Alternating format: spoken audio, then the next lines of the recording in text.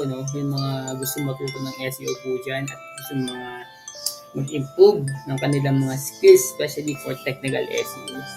So today, we're planning to give you yung mga issues pagdating po sa canonical tag. So, yung canonical tags natin, kung makikita nyo po sa Google Search Console, and then if you click yung pages, then pa pages, meron dyang mga listahan kung bakit yung page natin ay hindi nag-i-index. So may mga reason kung bakit, diba? Either page with redirect, alternate page with proper canonical tag, we called currently not index, ganyan, or yung excluded by no index tag. So, balik tayo dun sa alternate page with proper canonical tag. Kasi yung topic natin ngayon. So, ngayon, paano nga ba naman ba ayusin yung mga canonical tag na yan na tinatawag? Okay. So, sa canonical tag kasi, marami kasing klaseng canonical tag. Meron yung canonical tag na nawawala o yung missing canonical tag.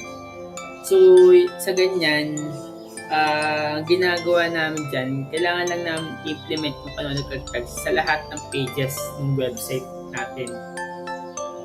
Lalo na dun sa mga pages na may potential ng duplicate content.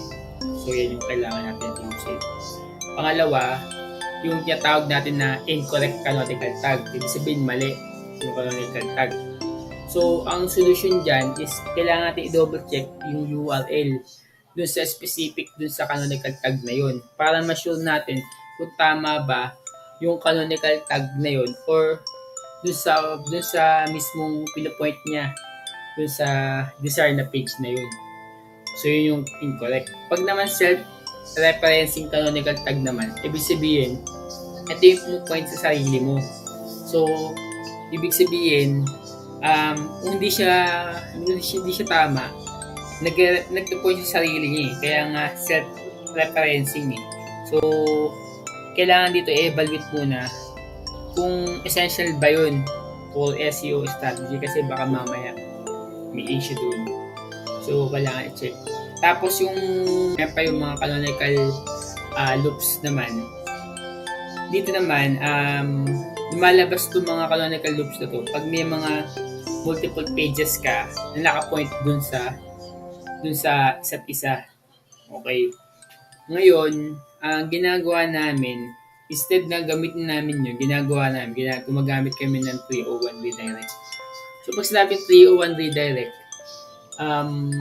ibig sabihin, naka-permanent yan. Permanent mo siyang ililipat dun.